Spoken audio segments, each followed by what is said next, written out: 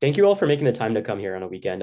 We really appreciate it. So today we wanted to spend some time kind of just going over our strategies slash insights on research and statistics and how you all who might be interested in health policy can get more involved with all this information. So I guess before I wanted to start, I wanted to also introduce SEAL, the Social Equity Action Lab. So the Social Equity Action Lab is an initiative that Bhav and I started almost 2 years ago, and it's an initiative focused on essentially taking the research that students do across the country and translating it into actual policy insights.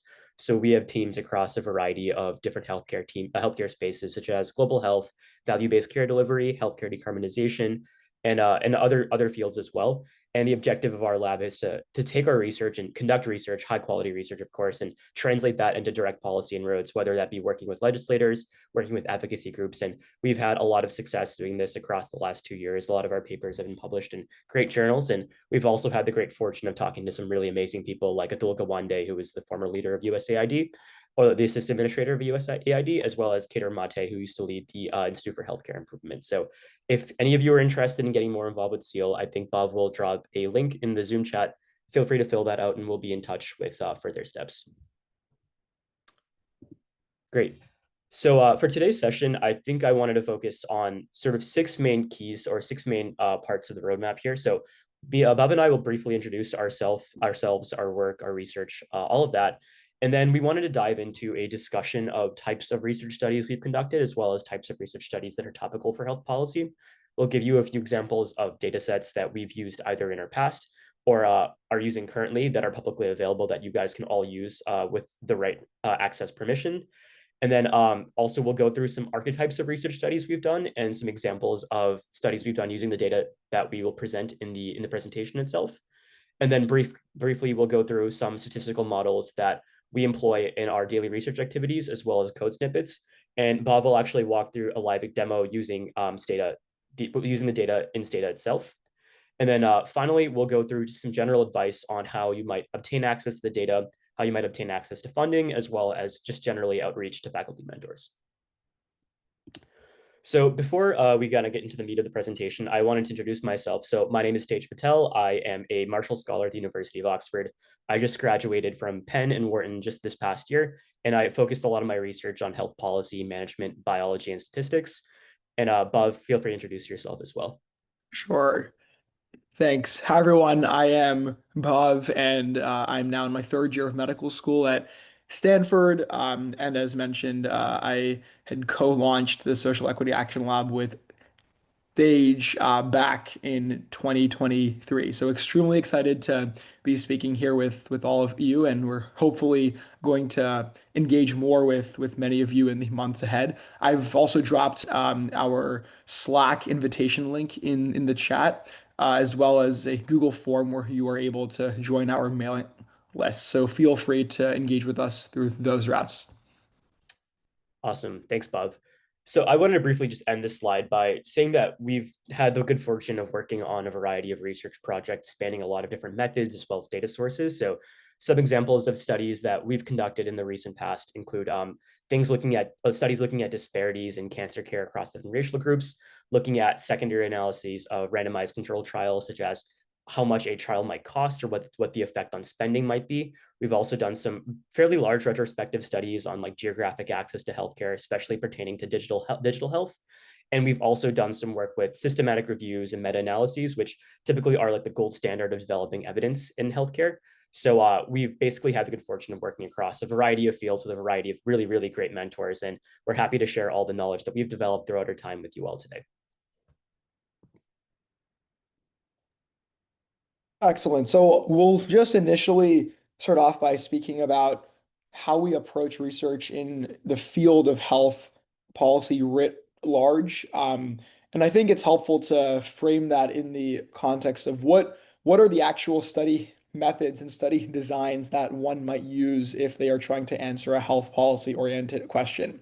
Um, as you as you will see if you read any of our work, specifically our original research work, we usually use large national or international level data sets that have been amalgamated across hospitals, across health ministries and other public health institutions to answer fairly broad, big picture questions around what might the effect of a certain intervention be on improving access or expanding equity or lowering the spending and cost of our healthcare system. And so in order to answer those larger scale questions that are oriented around the effects of policies, interventions, and new methods of approaching health care, we generally need to use the following approaches, specifically quasi-experimental, also, in our instance, known as differences, cohort, case control, and cross-sectional studies. And we'll speak more about each of these, or at least a few of these, but in a broad sense, when you are working with large populations and trying to understand what might the average effect of an intervention be, you often don't have data on what an individual patient's outcome would have been had they not had access to that specific intervention. And so that's where using something like a quasi-experimental design, where you attempt to extrapolate a causal effect from data without actually having all of the information that you might need otherwise in an idealized situation helps.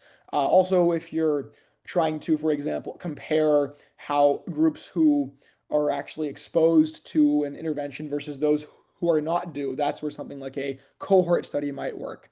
If you are simply trying to see uh, how have specific outcomes actually evolved over time, and you are not attempting to make any argument that that specific evolution has occurred due to a causal effect, that's where something like a cross-sectional approach may work. So, as an example, looking at rates of flu vaccination in the US over the last decade. That's a very, very basic cross-sectional study where I'm simply trying to paint a broad strokes picture of what's happened over time without, again, commenting on why it's happened.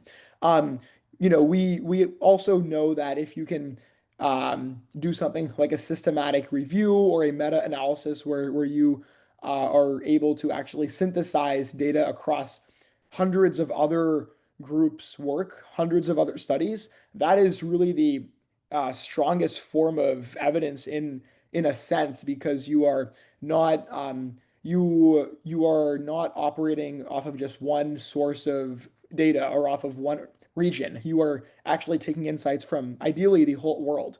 Only issue with that is that they are not inherently an experimental study. It's more so trying to amalgamate data from what others have done. And so for that reason, most of our work is what we call retrospective in nature, meaning that we look backwards. We are not basically launching a randomized control trial and trying to enroll new patients at our hospitals and see how a certain drug has an effect. We are looking backwards at health insurance data, at hospital data from the last 2 decades or more, and trying to basically make a statement around what's already happened in our healthcare system and how might future interventions further affect that.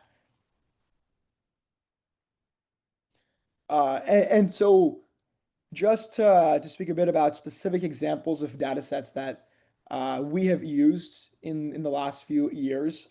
There's actually many, but the two major ones that we have used for the bulk of our research work have been the NCDB, the National Cancer Database, and the NHIS, the National Health Interview Survey. And these are actually quite different, but they are both among the easiest ones to use once you have read the associated documentation. The NCDB really focuses on trying to provide data around the diagnosis and treatment journey of our patients who have cancer. And it has virtually every subtype of cancer And by some estimates, actually has more than 70% of all cancer, uh, both diagnoses as well as courses of treatment in the US.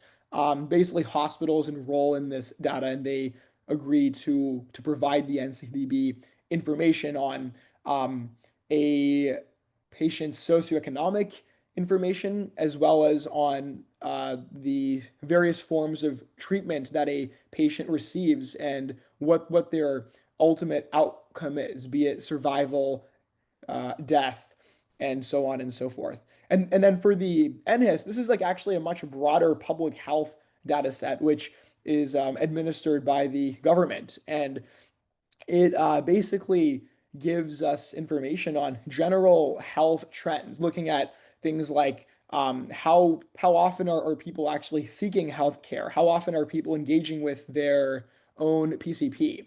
What diseases do different people have? How does workforce and labor and other engagements in life actually affect a person's health-seeking behavior? So it's a very broad strokes, big picture public health data set.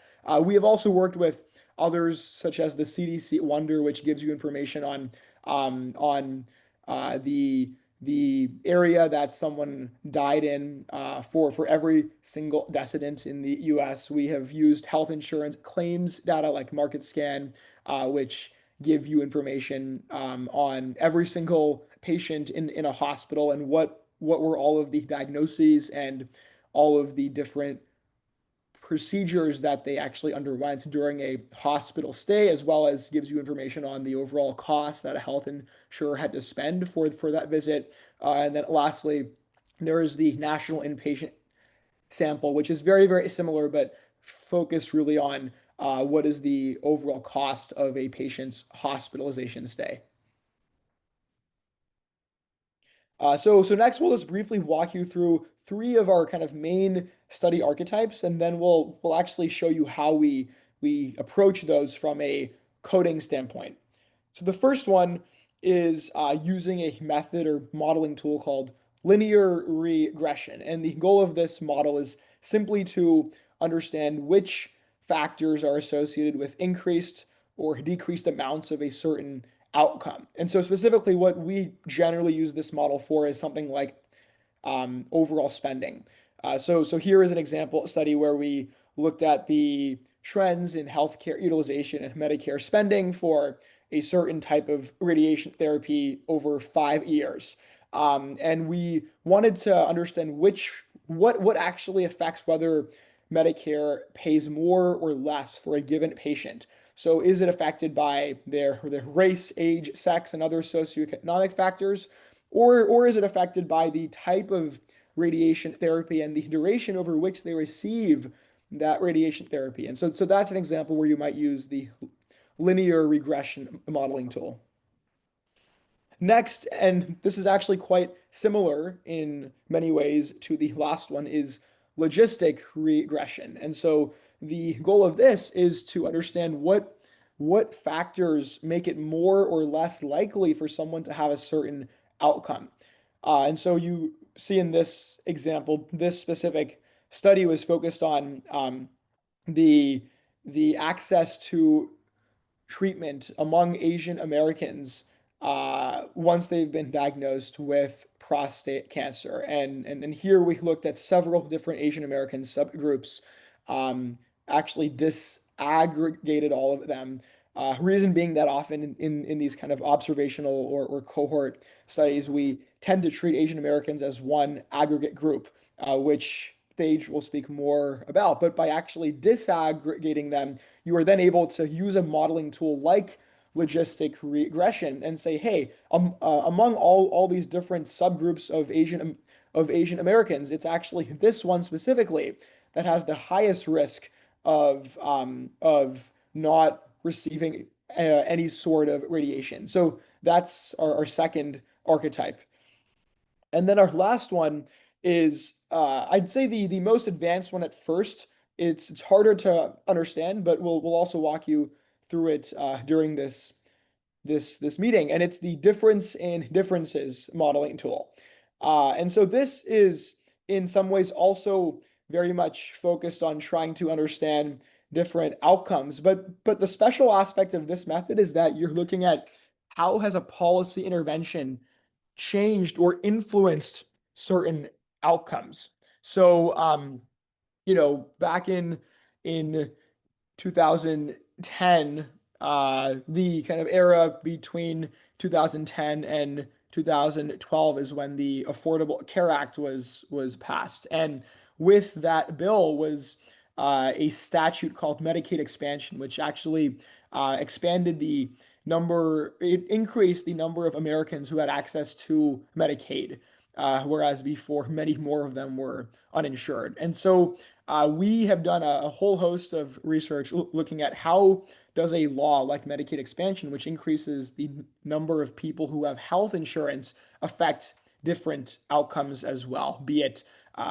receipt of treatment or their refusal of treatment. And so, as mentioned, we'll walk you through this archetype soon. Great. So I think the next few parts of this presentation, we're going to actually go into depth of a study that we've published in one of these journals. And as Bhav mentioned, a big focus of our research group is understanding types of disparities of care that exist, especially for different subgroups such as Asian Americans, Native Hawaiians, and Pacific Islanders. So a sort of interesting question here, or interesting trend that we observe in the literature, is that there has been an increase in cancer incidence and mortality amongst Asian American, Native Hawaiian, and Pacific Islander women across the study period of 1992 to 2012. And we're extremely interested to see like what the reasons might be that predispose a certain person to breast cancer, what factors might cause increased breast cancer incidence. And oftentimes, a lot of the literature has revealed that there exists a lot of variation in breast cancer epidemiology between certain populations because of things that are more socioeconomic, such as income, immigration status, cultural perception, as well as some more concrete factors such as genetics. So we essentially wanted to tease through our research analysis if there was a way to figure out which factors actually predispose a person to having an increased risk of breast cancer, and if there's ways that policy could intervene upon this to fix early on. So another example here is that throughout a lot of literature we reviewed, Asian Americans and Native Hawaiians and Pacific Islanders are often viewed as one aggregate group. And as you can imagine in the example that Bhav had laid out, that there actually exist many disparities across different groups within the AA-NHPI subclassification. And this research study, which was published in 2022, basically shows that there exist differences in survival and overall mortality, as well as receipt of certain types of treatment between different AA-NHPI groups when they're disaggregated. So a lot of this research often points to the fact that while we typically tend to evaluate Asian Americans and their reciprocal groups as one big whole, there might be a lot of masked disparities in their individual subgroups that we were really interested in essentially interrogating. So this analysis basically focused on breaking apart the big AA-NHPI group into different subgroups and figuring out exactly if there are disparities within those existing subgroups. So the big aim for this analysis is we wanted to figure out if if there was a specific link between delaying breast cancer surgery, as well as what race a certain person was classified as. In other words, will a certain person of an NHPI subgroup be at bigger risk of essentially delaying breast cancer just based on their race itself? And basically, literature has shown that if you delay breast cancer beyond 90 days, that point is a significant essential predictor to decreasing overall survival and increased breast cancer recurrence. Therefore, it's incredibly important to figure out which populations are at increased risk of delaying surgery and intervening with them early on throughout the care pathway. And in order to interrogate this question, we basically used the National Cancer Database, which Bhav explained earlier, and performed a retrospective analysis of all women who were classified as AA-NHPI in the database from the study period of 2004 to 2017, with basically stage 0 to stage 3 breast cancer who received surgery as their first course of treatment. So what we wanted to do was basically all of these women had received surgery, but we wanted to figure out how far did did they receive surgery from being initially diagnosed, and essentially was their delay of surgery correlated with their race. And in order to figure that out, essentially, we used a technique called multivariable logistic regression to identify factors associated with delayed surgery. And in order to basically adjust for confounding variables, we also adjusted all of our models for clinical and sociodemographic variables and conducted sensitivity analyses by individual ethnic groups as well as different stages. So basically the method that we wanted to dive into, assuming a very baseline understanding of statistics, is logistic regression. So as Bhav had mentioned, regression is basically a way of figuring out exactly how individual factors contribute to a grander outcome. So as you can see in this little schematic on the left over here, linear regression, so our dependent variable y in this case is going to be essentially whether a person delayed surgery. And then these factors, B0, B1, B2, all the way to BK, which is an arbitrary value, represent all of the individual predictors or factors that might predispose someone to actually delaying surgery. And because our dependent variable in this case was binary, meaning either a person delayed surgery or did not delay surgery, we wanted to use logistic regression, which essentially confines the predictor value to either 0 to 1. So basically what we see in this code snippet on the right is an example of how I dichotomize the dependent variable and also which code I actually use to run the logistic regression in Stata. So as you can imagine, the first step in any of this analysis is to figure out a way to figure out what your dependent variable is. And because we were interested in the delay of surgery, we wanted to dichotomize patients who either received surgery within 90 days as basically 1 in this variable, and then the patients who did not receive surgery beyond 90 days as 0, people essentially who receive surgery within the 90-day window as 0. So all of these factors that you see in the second code block are basically factors that might predispose a person to delaying surgery. So you can imagine, for example, like race, age, insurance status, what their comorbidities are, what their essentially their tumor staging is, if they're ER, PR positive, all these are biomarkers. All of these things essentially predispose a person to delaying surgery. And we wanted to make sure that our analysis was confounding for all those variables, and we were able to tease the exact effect of race on this dependent variable. And I also wanted to note here in this schematic of logistic regression that what Stata will output is actually odds ratios and not log odds. So this equation basically tells you exactly what each of the individual coefficients contributes to the actual log odds or the logit. But what Stata will do is we'll exponentiate each of these individual factors to figure out the odds ratio. And what the odds ratio means in the broadest sense is essentially how much is one factor at a greater odds of delaying surgery than another factor. So for example, if we're comparing like age and we dichotomize age to like above 30 and below 30, an odds ratio will essentially tell you that a person above 30 is, for example, 3 times at a greater odds of delaying surgery versus someone who's below 30. So these odds ratios are basically populated for every single one of these independent variables, but we're most interested in the race variable just because it is essentially the most implicative for our analysis. And I'll also briefly jump in here and say that all of this looks very, very advanced, especially if you might not have a strong math background, but you don't really need to understand the mathematical basis. You'll see as once we do the live demo here, where I'll actually open up Stata and go through how each of these different commands work. It should make much more sense then. So don't worry if this all sounds very abstract and overly mathematical at this point. Yes, and I'm also happy to answer any questions that anybody might have regarding this. But I think another good question that might spur out of this analysis is like, how do you figure out what things to adjust for? What are your confounding variables? And I think a good sort of reference for that is literature. So oftentimes, like depending on who you're working with / what disease you're working with, you might see that different literature, different types of papers basically say that there are a variety of factors that are responsible for delaying surgery. So things such as like your tumor size or your tumor stage. So all of these things we adjusted for based on other examples of previous papers. So you don't have to essentially figure out what to adjust for from thin air. There's always some referent example or some sort of mentor you can ask that has a better clinical understanding of this that might help to make your models a bit more specific. So that's the other thing I wanted to say here. But yeah, so real briefly, so here is an example of an output that what we might see from an analysis where we actually do logistic regressions and report odds ratios. So you can see, for example, in this first column, looking at adjusted odds ratios, that there are a variety of different racial groups that are actually at a greater odds of delaying surgery compared to a white referent group. And this is also true for a lot of the other variables we included in our analysis, but you can imagine that this output over here has many ramifications on health policy and research.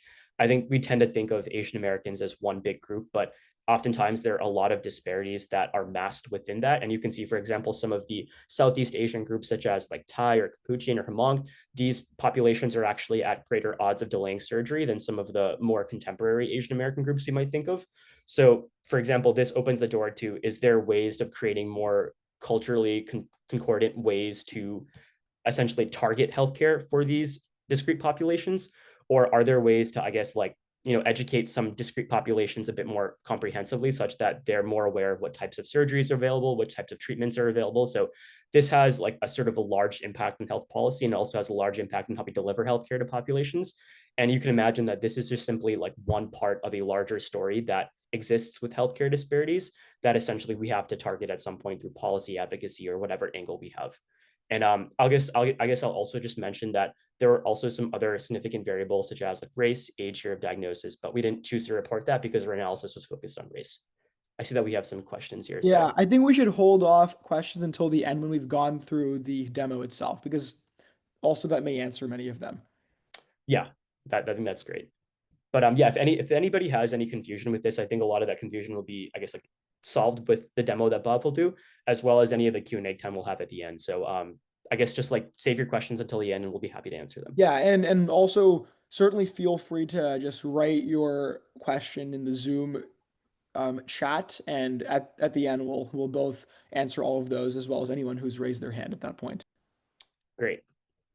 So the next kind of example I wanted to walk through was the differences in differences, which is a little bit more complex, as Bhav had mentioned, but isn't too hard to wrap your head around conceptually. So I think a good example of a differences in differences study is when a policy is actually implemented into any healthcare system, whether it's US or international. And for those folks who are not like US based, sort of a big landmark legislation that took place in the US about 15 to about 10 years ago is the Affordable Care Act. And the way our insurance system works in the US is that oftentimes, if you fall below a certain income level, you're actually covered federally through a program called Medicaid.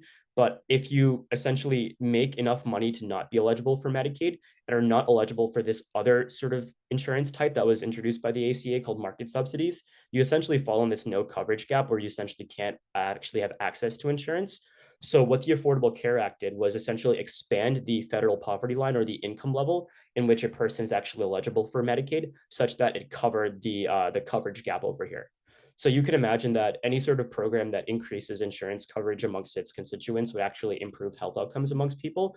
But that sort of question wasn't really interrogated until research studies like this were actually implemented into literature. So we were really interested to see if Medicaid expansion, that policy itself, actually had a tangible outcome on cancer outcomes, such as those for people who have prostate cancer or breast cancer. So we wanted to, for example, interrogate exactly if policy could improve outcomes for certain people with certain types of cancer. And a good example to study any of these policy implementation exercises is something called the differences in differences. And the way these studies are basically set up is that there are two groups. There's a group that consists of states that did not expand Medicaid, and then there are states that did expand Medicaid. And we want to essentially see after the Affordable Care Act was implemented or after the policy was implemented, if there was a change in their total outcomes. So this schematic kind of lays it out briefly, like just conceptually how that process works. So there are states that did not expand Medicaid with the ACA and there are states that did. And oftentimes like some of their outcomes will essentially vary or diverge based on what the policy when the policy was implemented. And we want to study, for example, how much of that divergence was associated with the actual expansion of that policy itself, if that makes sense. So real briefly, here's like another way to think about it. The study design that we used was differences in differences. So in order to study this, we had to have two groups to begin with. So in the US, there were, I guess, about a handful of states that did actually not expand Medicaid with this policy. And there was a handful of states that did. And we wanted to figure out if we can create a natural experiment by comparing patients that lived in Medicaid expansion states with those that did not live in Medicaid expansion states. So this diagram over here just kind of shows like how we thought about the study in general and how we thought about excluding certain patients who had like missing criteria or missing information. But the biggest takeaway from this figure over here is that there were two groups in our analysis. There was a group that consisted of patients that lived in expansion states, and there was a group of patients that did not live in expansion states. And we wanted to figure out what the difference in outcomes were across both of those groups. So basically, in order to interrogate this, we use a very similar design to logistic regression, but in this case, we use a differences in differences regression. So basically what this equation over here essentially says is that there is basically a group that received the treatment or that was basically housed in Medicaid expansion states, and there was a group that wasn't. And we wanted to figure out exactly what that difference was. So there is essentially a pre and a post period, meaning period where the policy wasn't enacted and a period where the policy was enacted. And basically what these letters represent is just like the states of each of these outcomes before and after the policy. So we want to compare the difference between the policies after they were implemented with the differences between the two groups with the policies before they were implemented.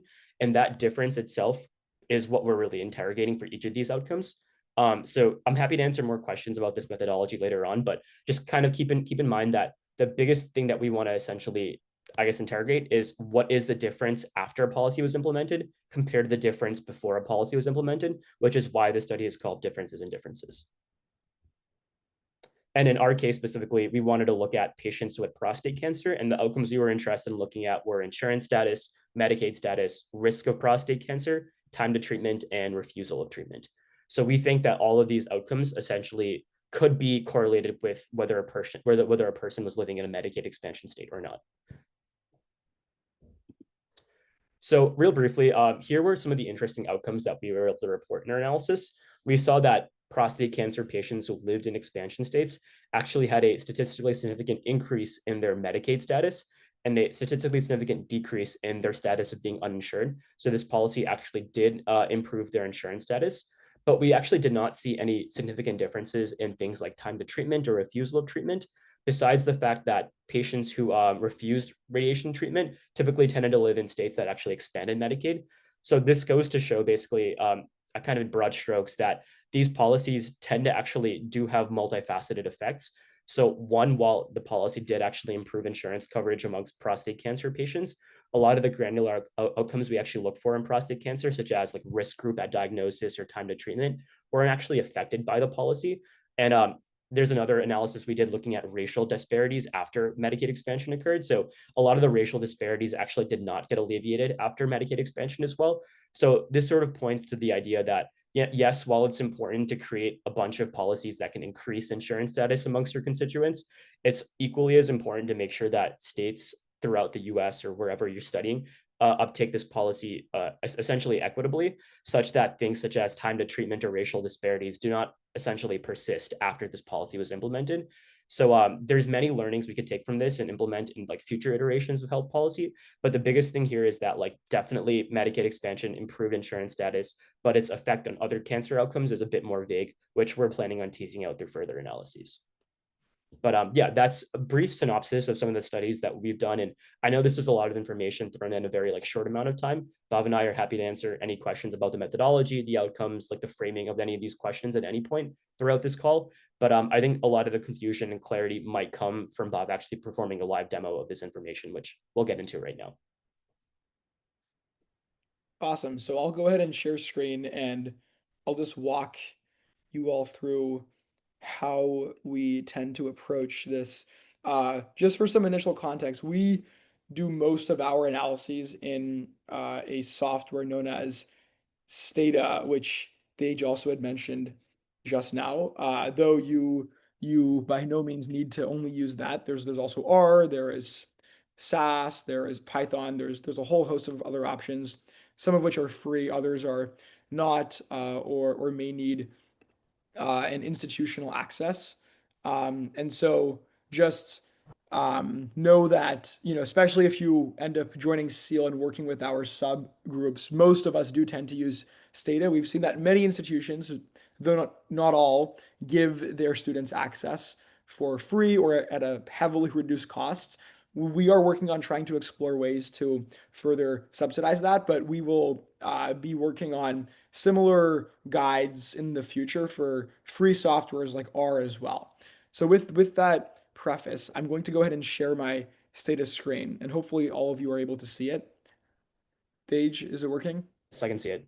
Okay, so I will be doing a live demo of many of the concepts that we just now spoke about in the context of something known as pituitary adenoma, which is a benign tumor in the brain. I recently had used this data set to look at things like I recently had used this to look at things like Medicaid expansion, as well as just racial disparities in outcomes that are associated with having a surgery and a hospitalization stay. So I'll start off by just showing you a few of the linear regressions, which are focused on delay of care. And so this one here that I have now pasted into my window, this is a linear regression. And the way we know it's a linear regression is that I'm using the Stata command regress. If I was using something else, then it would be a different type of model, which you will see afterwards. This first variable that's after the regress statement is my outcome of interest. So in this case, I'm examining the outcome. How long did it take a patient to get surgery from the day that they were diagnosed? So it's measured in days, whether it was 15 days, 30 days, 100 days.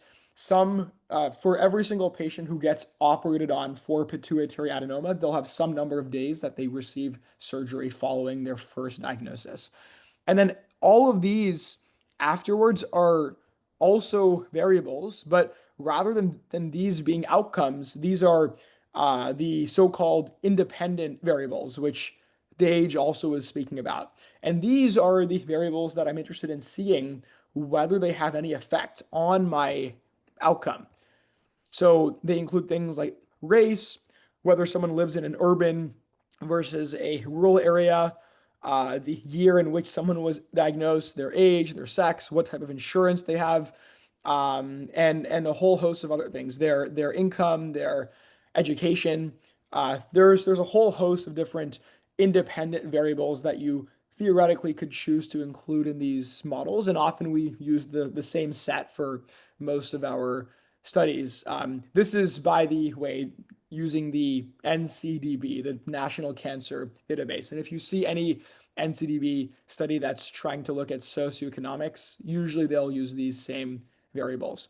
And then I have this statement here at the end. This is just to help me ensure that I have the right inclusion criteria, that I'm actually including the right people in my analysis. So namely, they should have a certain, like the size of the tumor in their brain should be of a certain size.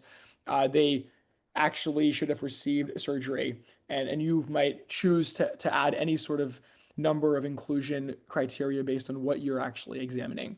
So once I hit enter and I let this run, you'll see that Stata outputs this very, very, at first might look somewhat archaic, but it's a fairly simple table. And the idea of this is that I'm getting what are called coefficients, which are basically the effects. These are the sizes of the effects for each of my independent variables. How influential is race or is urbanicity or year of diagnosis on my outcome? Then you have many other things. I think what matters most is this p-value, which, as some of you may know, if you have a p-value that's less than generally 0.05, that's deemed as statistically significant by the medical and scientific literature. And so what I'm looking for, I'm actually ignoring most of this output because most of it is not going to be relevant. What I'm looking for is which of these have p-values less than 0.05, and then how large is the associated coefficient. So for example, you see here that both of these, race 2 and 3, have a p-value that's under 0.05, and they also have a coefficient that is above 0. And in this case, what that means is that these groups, race group 2, which I believe is Black patients, is that accurate, Thage, for NCDB? I think so. Yeah. Yeah. And I believe race 3 might be American Indian or Alaskan Native. So that basically implies that, and then, you know, for each of these, you also have a reference group that basically would have, if it showed up on Stata, it would be shown as having a coefficient of 0, because that is the group against which I am making all of my comparisons. So in these analyses, we set white as the reference group. And so what this number means is that is that Black Americans had about 4.42 days longer of a wait from the day that they were diagnosed to the day that they got their surgery. Likewise, American Indians had about a 19.2 day wait, extra days relative to whites from the day that they were diagnosed to the day that they got surgery. So what that might look like is if the average wait for a white patient is 90 days, then the average wait for a black patient is about 94 days, and the average wait for an American Indian patient might be about 110 days. And so you can do this exercise for all of these different variables, looking again at which ones are less than 0.05. This one I'll just also kind of walk through. So something like age is interpreted slightly differently because it's what we call a continuous variable, which means that it's not like either white, black, or Asian. It's a number that has no boundaries. And so this basically says that for each 1 year older someone is, they had to wait um, by approximately 0.3 days less. So actually here, the older someone is, the more expedient or the faster that they tend to get surgery. For something like insurance status, insurance status number 4, which might be like government or Medicaid, one of the kind of governmental types of health insurance. They had about a 21-day wait extra compared to our reference group, which generally is something like commercial or private insurance. So you were very, very quickly able to see that doing this sort of modeling gives you many, many examples where there are inequities. The very fact that some groups are having to wait longer for their access to health care is exactly the sort of inequity that we are trying to rectify. And the first step is by actually showing the evidence through these models that those inequities exist. So now I'll walk you through the next type of model, which is the logistic regression. And this is used usually if you have an outcome that is binary in its nature. And so what that means is if you have an outcome like whether or not someone died after a month of receiving surgery, that's just a yes or a no answer. That is a case where I might choose to use a logistic rather than a linear regression. As you just now saw, I used this linear regression when I was examining the outcome number of days from diagnosis to surgery. That is something that is not either a yes or a no. That is 1 day, 8 days, 9. It's a continuous variable. So that's where a linear approach is best. Now I'll show you an example where I'm looking at an outcome for whether or not someone was readmitted to the hospital within 1 month of receiving surgery. And that's a very, very commonly used standard metric by hospitals to actually assess how high quality their care is. Health insurers use it, CMS uses it to actually incentivize and pay hospitals more if they're able to minimize the number of times that a patient gets readmitted. And the idea of that is, ideally if you are doing a good job during their first hospital stay and ensuring that they have a smooth, seamless discharge into the home, nursing home, or other such environment, that they really should not be ending up back in the hospital in a general sense. Now, obviously exceptions happen, but that is the idea of this outcome. And so that's obviously a yes or a no. Did they get readmitted or not within a month? And I'm still having these same other independent variables, but here I use the static command logit, Logit, rather than the static command regress. And so if you hit enter on that, and you see, so I'm once again looking for the same thing of which p-values are below 0.05, and you see that for race, group number 4 is, I believe that's Asian Americans, or AANHPI. And so now we have something called the odds ratio, which Tej was also speaking about briefly. That just tells you how much more or less likely is a certain group to have the outcome over the reference group. And so again, my reference group are whites. The group of interest is, in this case, Asian Americans. And this tells me that Asian Americans have about a 1.3 times as higher odds as do whites of ending up back in the hospital 1 month post surgery. You can see do the same thought process and mental game for these other outcomes. So, for example, this is sex, and this is specifically females relative to males. And this is also less than 0.05. And so this means that females have about a 1.2 greater odds than do males of ending up back in the hospital. And you can do the same exercise for all the other factors of interest. Lastly, I will quickly go through the difference in differences approach that Tej was speaking about as well.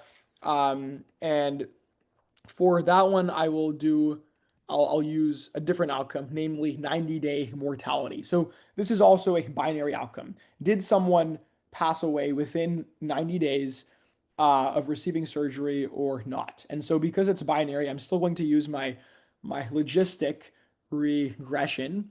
But now I'm looking at, did the expansion of Medicaid in 2014 have any effect on trying to narrow the disparities? If you just run this model without the Medicaid expansion part, you might find that some racial groups were more likely to die than others were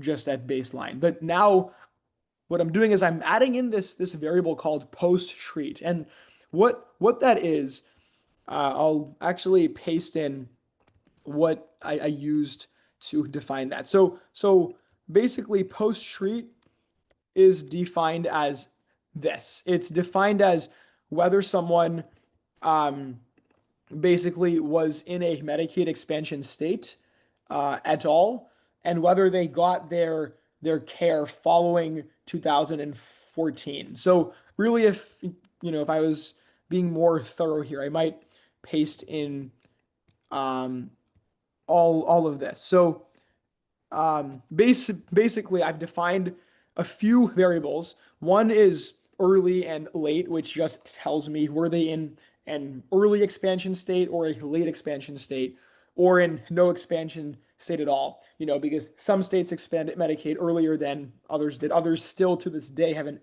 expanded it. Then I make a variable called post, which simply tells me were they diagnosed with a pituitary tumor in or after 2014, because only then would they be affected by Medicaid expansion. Even if they were in a Medicaid expansion state, but they received their surgery in 1980, they are obviously not going to be affected by Medicaid expansion.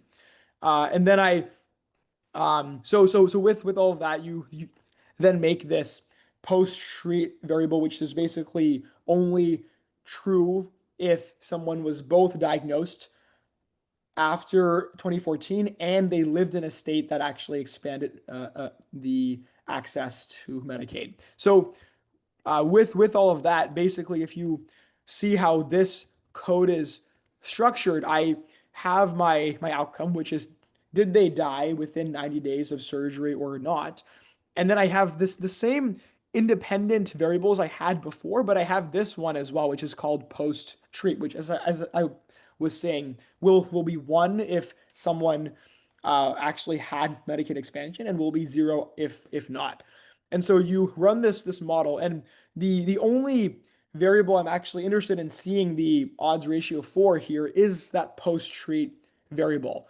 All of the other ones are of less interest now, because I'm not asking the question, did certain racial groups or certain income groups have better or worse outcomes? I'm just asking, did people who lived in a Medicaid expansion state have better outcomes? And here in this case, because the post-treat p-value is more than 0.05, it's not significant, which means that people in Medicaid expansion states did not have any difference in 90-day survival relative to those not living in Medicaid expansion states. So that is the Stata demo. I think the Medicaid expansion one is arguably the hardest one to understand. But even if you understand just the basics of how do you build and use a linear versus a logistic regression model, you are more than 90% of the way there. And happy to speak more about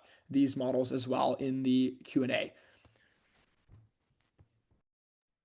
If you want to share screen again, Great. Paige, we can wrap Yeah, up and we start have like making. a few really good questions I think we should answer, but there's just one last point we wanted to make here. Yeah. So, okay, great. Do you want to take this one or? Yeah, Yeah. yeah, we'll obviously be sharing some advice now as we start answering all of your questions, but just wanted to introduce a few initial points of advice that we have just having gone through this journey over the last 4 or 5 years. One is just reaching out to faculty that you find have interesting research that you also may want to be involved in. But something specific on this point is making sure ideally to approach faculty with a specific idea in mind.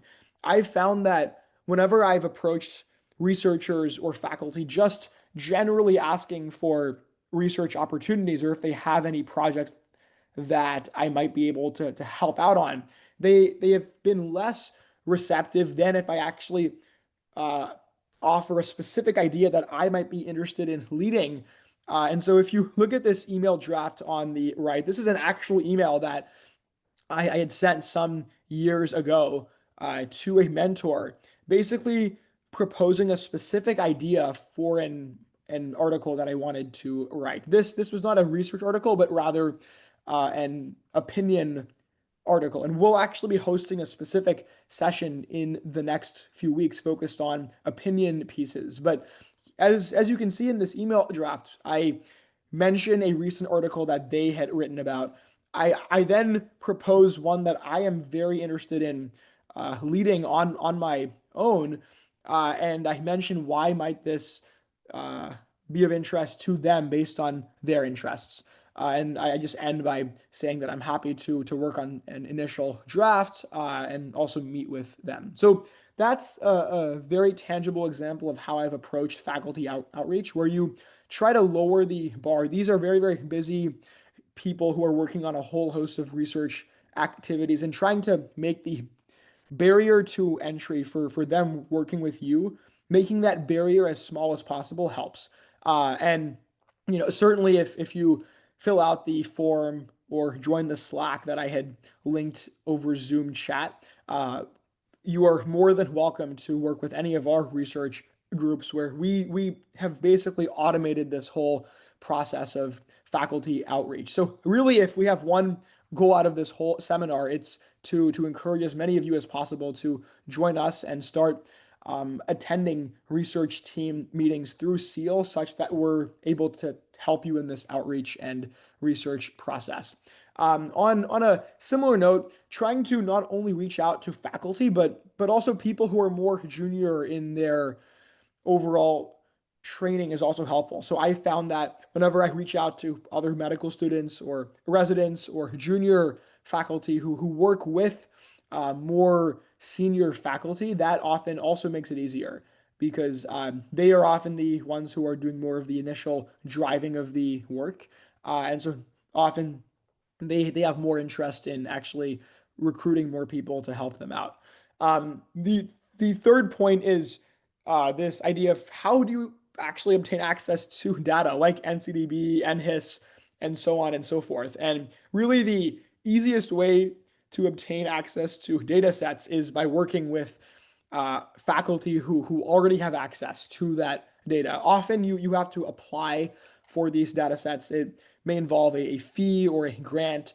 It may involve an official application to the NIH or whoever the sponsor of that data source is. And it's way easier to do that if you have a faculty that you work with. Once again, if you work with us via SEAL, we are happy to help you obtain access to much of that data through our own faculty sponsors. And then lastly, if you are, I've always or I've often struggled with what is even a good research question to ask. I feel like I've reached the point, as has Tej and others, where we know how to very quickly execute on a research idea once we are given it. We know how to run the stats, how to do the models, but the most important part of the research process, arguably, is how do you actually choose a good question that's worth asking that will have impact, that hopefully will actually affect and influence policy. And so for that, I found one of the best ways is reading high impact medical journals like JAMA, New England Journal of Medicine, seeing what have people actually published and trying to mimic those ideas or adapt them into other spaces or disease processes.